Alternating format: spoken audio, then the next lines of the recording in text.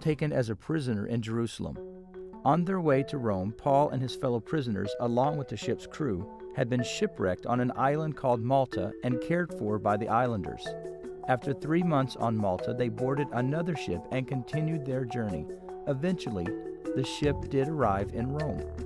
The disciples had heard that Paul was coming, so many of them went to the port to meet him and travel back to Rome with Paul.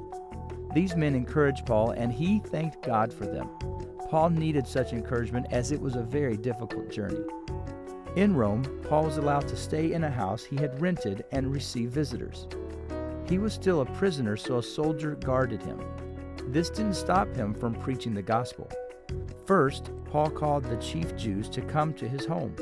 He explained he had committed no crime, and he wanted them to know he was bound with this chain because of the hope of Israel. They said they wanted to hear about his Christian faith that all the people were talking against. They set a time to meet and discuss this. When the day came, many more people came to the place where Paul was staying. He talked to them from morning until evening about the kingdom of God and tried to convince them about Jesus. Some believed the things he taught them, some did not. Paul told them their reaction was predicted by the prophet Isaiah. Their hearts were hard, and they had closed their eyes and their ears to God's truth. He explained, "Therefore, I want you to know that God's salvation has been sent to the Gentiles, and they will listen."